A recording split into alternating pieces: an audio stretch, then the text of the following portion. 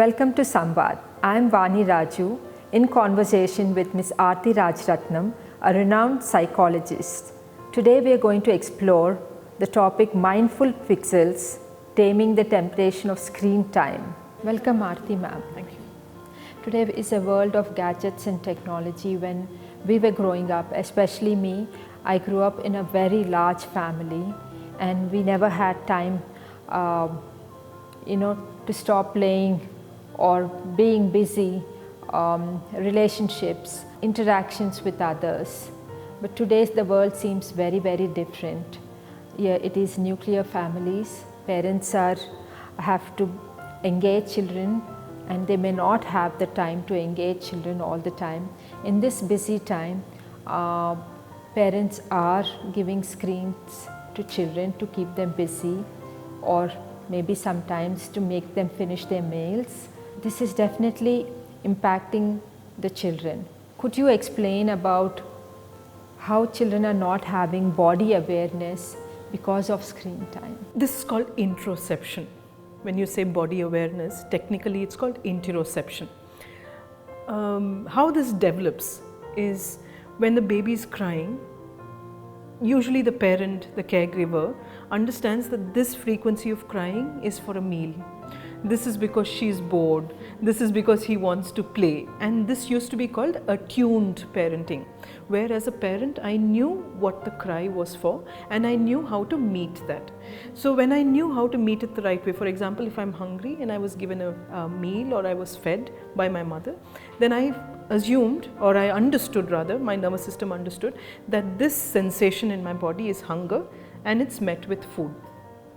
Or my bladder is full, I cry and then I soil myself, I feel uncomfortable, and then I realize that this sensation is met by voiding the bladder. Now today's parent, like you rightly said, many of them are busy, they're working, so they have to engage the child with a gadget and they may not be really able to meet every need. Some children even go to daycare centers very early. So considering all of this, what happens is the attunement part is reduced because every form of crying is met with a screen. Now the baby cries and they try everything, they try patting them, using a rattle, none of those things work, and then a screen is given. Because it's inherently very bright and attractive, the nervous system, because of the overwhelm, tends to look outwards instead of inwards. Normally, crying is soothed by an inward process which we call self-soothing. That has reduced in a lot of children, which is why the WHO, if you noticed, has banned screens for children below the age of 3, because the lack of body awareness is leading to a lot of other challenges in children over a period of time. So when you say children don't have body awareness, it's not just that they don't have body awareness, but they don't know how to self-soothe, which is leading to long-term mental health challenges. They don't know how to meet needs, as a result of which they're very diffuse in their understanding of the world. By this, I mean that, I don't know how to meet a need. If I were to give you an example, ma'am, in one of the schools that I sort of support, there used to be a child at 11 o'clock in the morning, he'll run around and hit everybody. He was hungry and did not know that hunger should be met with a snack or with a biscuit or something like that. He would just run around and hit, because at home what would happen, a screen would be given the moment he was violent, and it would be a cartoon which had a lot of violence, and while he was engaged with this, the mother would quickly feed him. So he never understood that the cue could be met with food. All he assumed was violence, because the violence from the screen was what he had internalized. So this is where, as adults, we need to realize that the impact that gadgets have, the screens have on our children is very high. Children now, infants as old as few months, are able to navigate gadgets, the swiping. I've seen one of my nephew's son who was barely 1 year old. He could memorize my password. Once I had pressed, he noticed and he memorized, and he could open my phone, could go to YouTube, and I was really amused by it. And probably also all of us around were like talking about it, that it was a skill, that he's so smart and he's able to do that. What do you think how are they able to really, because when we were young or our kids were young, if they could make a pile of cubes, that was an achievement. But kids now are born with technology, they're native to it, so they seem to be navigating it really well. Is that a skill or a determinant? So we are basically the mechanical generation. If I asked you to close your eyes and reduce the TV volume, your body would do this because we had knobs, mechanical things which could be set right. Because they were mechanical parts, there were no digital parts as such. So in that sense, digital technology right now is where we are migrating to something new. We are technology migrant. But the current generation is already born there, so they're technology native, naturally will know how to navigate technology. So if you expose them to technology, they will pick it up in an instant. So it's not really a skill. And to take pride in saying they can swipe left, they can swipe right, is not really something that we need to be proud about. Because whatever we are exposed to, we'll be able to learn it very fast. So if parents are taking pride in that, I don't think it's really a skill. How does that affect the development of the child, ma'am? That's where the problem arises, ma'am, because for the nervous system, each system develops interacting with the environment. Now, some systems like the circulatory system, the musculoskeletal system, many of these already have a blueprint for development from the brain. They already know how to sort of go there. Some parts are developed in utero, but most of them develop while interacting with the environment, and the nervous system is one such system. What's happening with children who are using or being exposed to excessive screen time is that these optimal experiences are missing. Let me give you an example. In the Indian culture, let me take it from our culture because most of the information is from the West. Now, if you really take our traditional jewelry, babies are given a lot of jewelry, if you've seen, even the boys are given anklets, and you have small chains and bangles. This was to increase body awareness because they were always noise making. So when I would kick as an infant lying down and I would kick my foot, I would get feedback from the small bells in the anklet, and I would know, okay, my body ends here, it's part of me. And you'll see the initial play will involve manipulation of the organs, of movement, things like that. And then you'll have the nonsense words that the grandmom or the mom would use, because children need to first differentiate nonsense words from language. That's a very important language skill. Because children need to have these that's why I'm saying optimal experiences, because for my brain, categorization is such an important thing.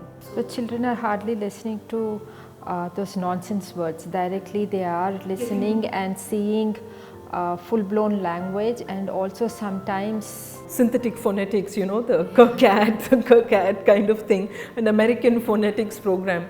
Why nonsense words were important were because they were pre-verbal bonding words. So when the baby would hear these nonsense words, the grandmother exaggerated facial expressions, rocking the baby, there was so much of love and affection in that interaction. The child felt safe enough to learn language. Language is never learnt through instruction. It's an innate process, and it's learnt only when I feel safe in my environment.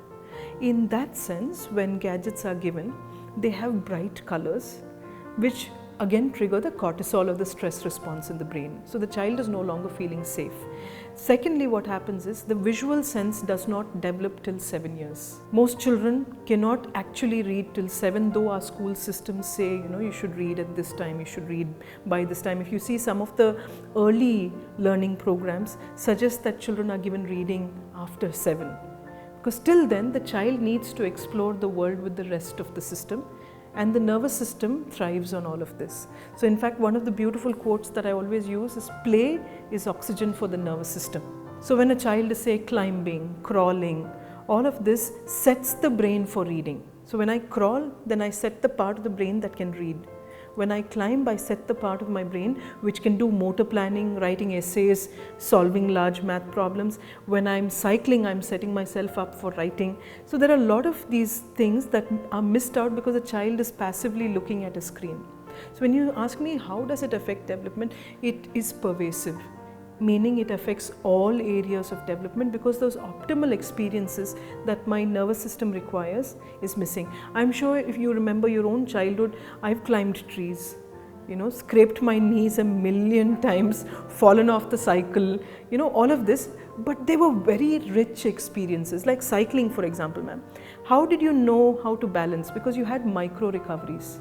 Every time your brain picked up that you're losing balance, you had a micro recovery. That was so important for mental health, because always we will have triggers from the outside that will challenge us, and we have a micro recovery saying, okay, this is not so important, I need to focus on something else. So we are able to navigate through our emotions much better, as opposed to a child who's only been given a screen, which is a one-way unidirectional interaction. There is some ways you can't avoid this sometimes. What is a good balance? And excessive screen time, how is it affecting, besides body awareness, development, how is it affecting learning as well? The first aspect of learning is that because we don't have these optimal experiences for the nervous system, children are struggling with learning, starting with focus and attention. So if you've seen, children are no longer able to sit down in a place and work. And the scientific reason for that is because when I'm looking at a screen, only the visual sense is overstimulated. So if I'm looking at a car going really fast, the part of the brain that processes visual information is moving so fast, but my body is not moving along with that.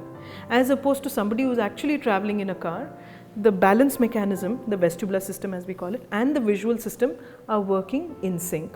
So I overstimulate one aspect of my nervous system, and then I don't give optimal experiences for another one. The moment the screen is taken off, my body is going to compensate for that through movement. So if children are so seduced to the screen time, will they have the motivation to go and play? How does that affect if they don't play enough and they're most of the time on screens? And in today's environment, most of us live in apartments and smaller spaces. There is not so much space to play and all. How does this further impact the child? Let's first understand play. Play is self-driven. It's a self-driven set of things that a child will indulge in to develop themselves for a skill they have to acquire. So let's assume that in school I'm being taught writing. What is it that I will play with? I'll move furniture around the house. Why? Because I need to learn how to use an object in space, which is what writing is.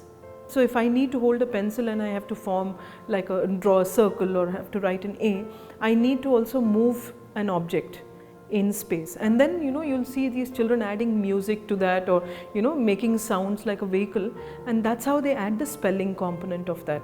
So in any form of play, or if they have fantasy play for that matter, when they play doctor, teacher, they're actually making sense of their world through their own internal experiences.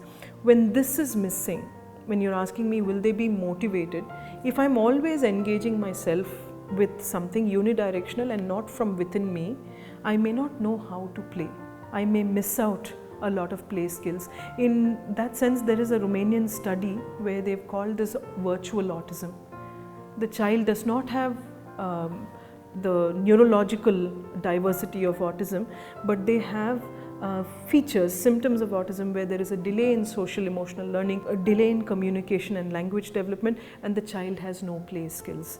So these are becoming increasingly dangerous in my opinion. So like you rightly asked me earlier, we can't do away with technology. We can't tell parents don't give your child a screen, but it's very important to balance it with other experiences. So if I'm going to be giving it's not the number of hours, it's the kind of content. So earlier they would say that if the content had a question that you would ask the child and the child would probably have to point to something, then it's better. So if you can choose content that has a reciprocity involved, then it's definitely much better. Of course, it's not the best, but it's still better than unidirectional content like a movie song that they're just consuming. That's one thing. Like you said, ma'am, we can't do away with it.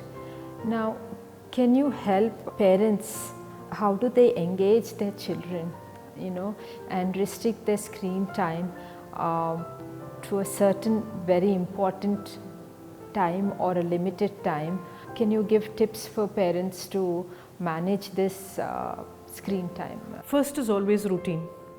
If as a mother or as a father, I'm able to bring in certain non-negotiable routines into my child's life, that reduces a lot of screen time.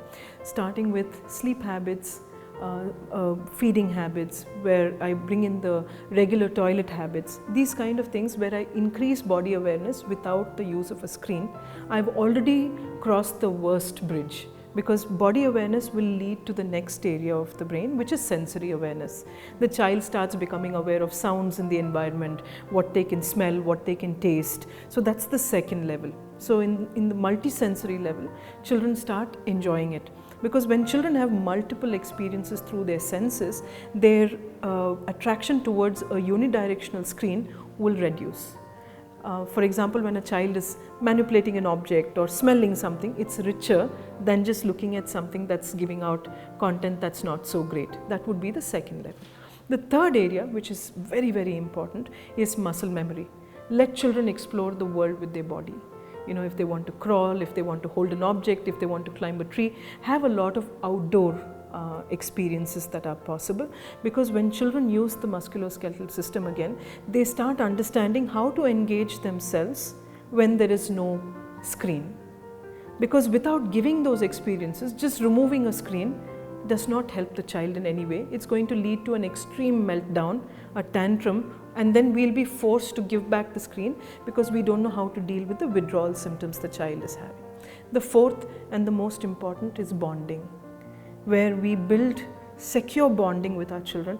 We're able to be in tune with them. When they're having extreme emotions that they're not able to manage, we sort of calm them down even by rocking them or gently letting them know that we are there. When these four are set, it's easy for us to go to how can I reduce screen time, how can I restrict usage. And it's like I said, it's not the number of hours that is a problem, but the quality of my relationships that will matter. So if the child has a great relationship with the self, it increases body awareness and development. They have sensory inputs from the world which make a difference. They have experiences with their muscles and nature. That's the third. The fourth is emotions. And then I think working through gadget addiction will become much easier. Thank you, Aarti ma'am. In our next episode of Samvadh, we'll be exploring screen time and digital addiction on teenagers and young adults. Please do join us.